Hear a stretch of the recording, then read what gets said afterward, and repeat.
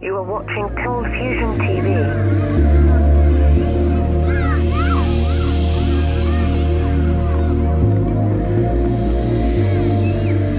Hi, welcome to another Cold Fusion video. Shortly after the 2008 global financial crash, a mysterious white paper emerged from an unknown entity, a person or group calling themselves Satoshi Nakamoto. In this mysterious white paper, a new peer-to-peer financial system was discussed. It was to use a digital cryptocurrency called Bitcoin. It was an omen to people being sick of centralized power meddling with economic systems. Many perceived this new system as a better way of doing things. The technology invented to power this new system was called blockchain, and Nakamoto's paper was its grand unveiling. In this video, we'll talk about some exciting implications of this technology and the impact it could have on all of our lives. So what is blockchain? It's the underlying technology behind cryptocurrencies like Bitcoin and Ethereum, but its uses go far beyond that. It all sounds complicated, but let me try and break it down into one sentence, an important concept that you need to remember. Simply put, blockchain is a continuously updated record of who holds what. These records are split into linked blocks and then secured using cryptography. The cryptography part just means that you can be sure about the records. This is dubbed as automated trust, or trust that's inherently built into the system. The list of records, known as a distributed ledger, is decentralized and available to everyone to see and verify. In addition, the blockchain is tamper-evident and unhackable due to its distributed nature. Everyone knows when a block has been messed with because it is rejected by the rest of the system. If you want to know more details, I've already done a video about the basics of how blockchain works in regards to cryptocurrencies. I'll leave that video and other information sources in the description below. Blockchain has a social perception strongly related to Bitcoin and other cryptocurrencies, and most people view the blockchain as something for intellectual tech-savvy criminals or people that are anti-government. But the emerging truth is that the blockchain has applications far beyond cryptos and as a whole will be nothing short of revolutionary. I've invited Dr. Adrian McCullough, a blockchain lawyer who's at the cutting edge of what's going on in the industry, to speak to us today. Alrighty.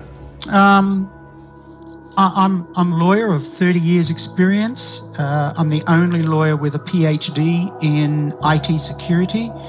My thesis involved technical analysis of digital signatures and hash algorithms, which happens to be the underlying technology for blockchain. So a blockchain is just a special type of data repository that is in itself tamper evident. Blockchain technology is being called the next stage of the internet by many. But I believe that this is now the next generation of the internet, and that it holds vast promise for every business, every society, and for all of you individually.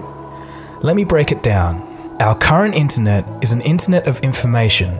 It's based on the concept of copying and distributing information, be it video, email, or data.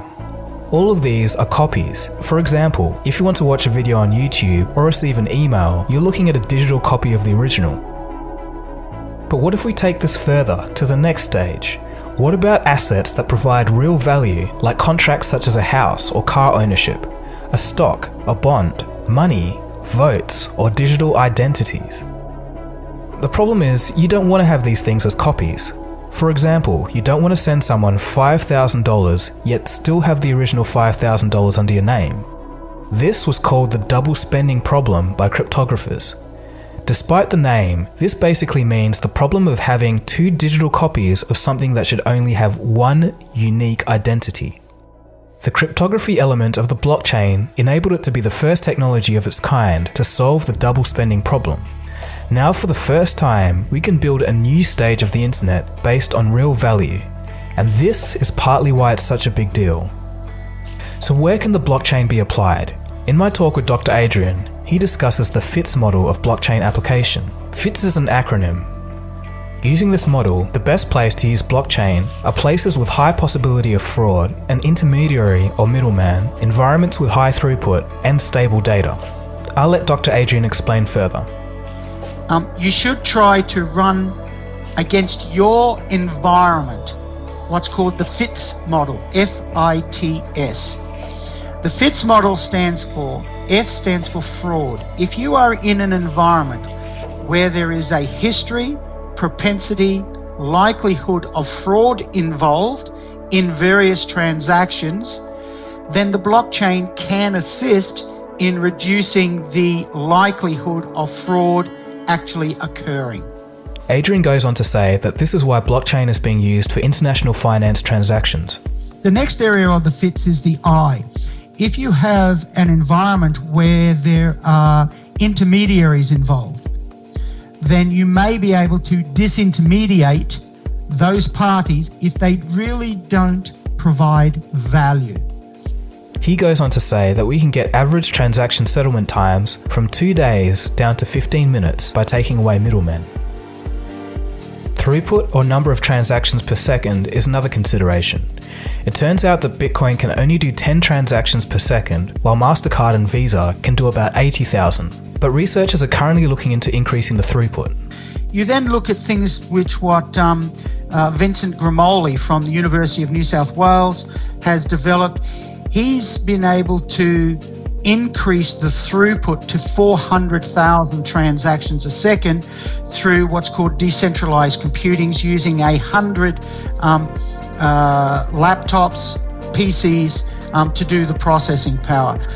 And next is the stability of data. For a blockchain application, you don't want volatile data. You want things that are going to stay the same for at least a while. Things such as land ownership titles and personal information. So that's the theory about what systems you should look for in regards to using blockchain applications. But where is the blockchain actually being used today? Here's a quick fire round of applications underway. Blockchain land registries are being looked at in Honduras and Sweden. Diamonds are looking to be tracked by the blockchain to stop things like blood diamonds. The Nasdaq Stock Exchange will soon begin a blockchain system to record the trading in privately held companies. The Bank of England has stated that the blockchain is a significant innovation that could have far-reaching implications in the financial industry. Not only this, but 6 banks, including Barclays, Credit Suisse, and HSBC, are all planning on making a single digital cryptocurrency to clear and settle transactions using the blockchain. Microsoft is even getting in on the action by building a framework using the Ethereum blockchain. On the social media front, there's Steemit, a Reddit competitor, and its video companion, DTube, a YouTube competitor. Both are blockchain-based platforms where you can get paid in cryptocurrency for creating content. This is showing a new direction in where social media could go. As a matter of fact, I've actually just signed up for Steemit myself. Okay, so this is all good, but let's turn things up a notch. Blockchain goes even further when we talk about something called a decentralized autonomous organization, a DAO or DAO for short. Because of blockchain technology, we now have the capability to create huge company organizations that are distributed and automated for the first time in history. This has never been done before and could provide near limitless potential. Before the blockchain, we were already halfway there. We have organizations like YouTube that are a mix of the old-style central management with a decentralized user base creating content. A DAO would have computer code that runs the rules and decisions instead of a central management team at the top. The people in the decentralized network would decide on the rules, form a consensus, and create something called a smart contract, basically a set of computer-coded rules that a computer would execute later when needed.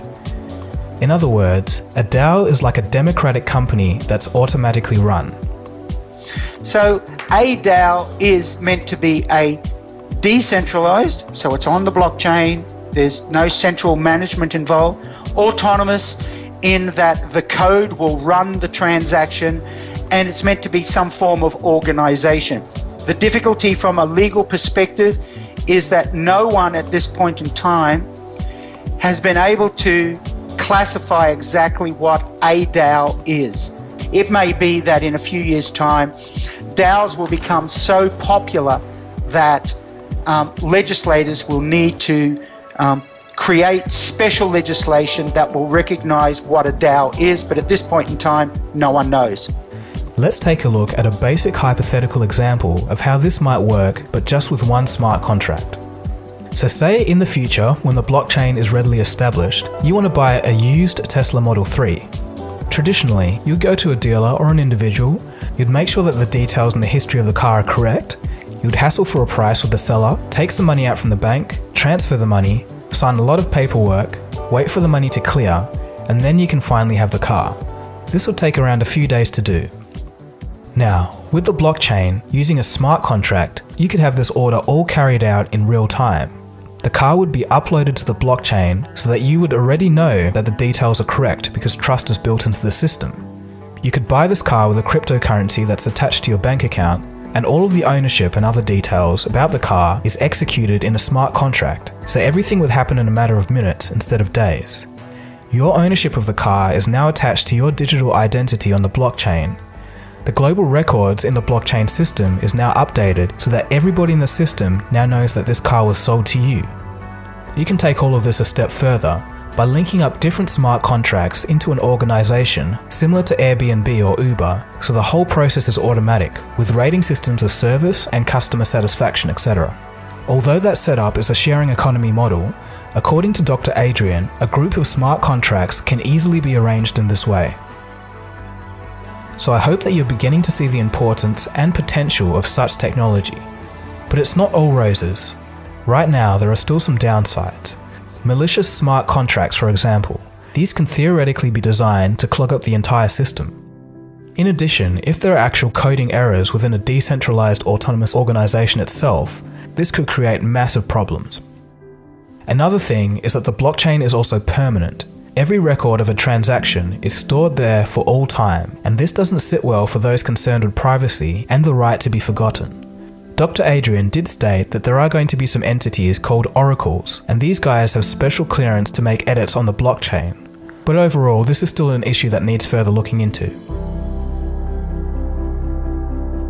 As I tell people, when we talk about blockchain and we talk about DAOs and ICOs and things of that nature, we are at this stage in the blockchain ecosystem probably the equivalent of 1993 when the internet was opened up by President Clinton and the National Science Foundation.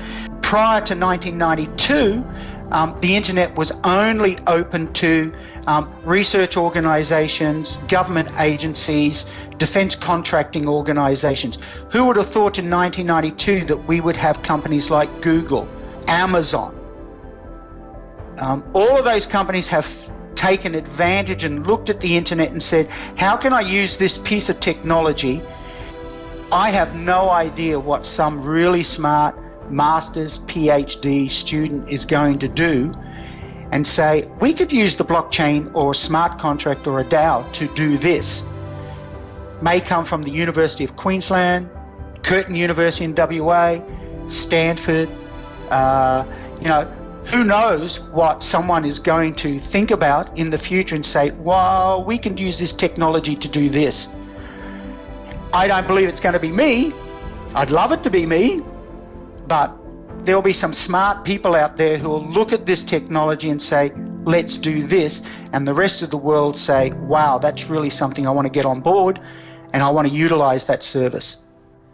So while everyone's focused on the buzz of artificial intelligence, I really think that the blockchain is a dark horse that's going under the radar, mainly because it's not as romanticized and the concept is a little bit harder to grasp. Regardless, blockchain is the next step of the internet, a complete overhaul of how things in our world are going to be recorded, organized, and run. In the end, I personally think it's going to be a combination of artificial intelligence and the blockchain that will be our future. So what do you guys think? Are you looking forward to things changing in this way, or are you hesitant? Let me know your thoughts below. Also, if you know someone that's going to be interested in this topic, feel free to pass this video along to them. Anyway, that's it. Thanks for watching. If you've just stumbled across this channel, feel free to subscribe. This has been Dagogo, you've been watching Cold Fusion, and I'll see you again soon for the next video. Cheers guys, have a good one. Cold Fusion. It's new thinking.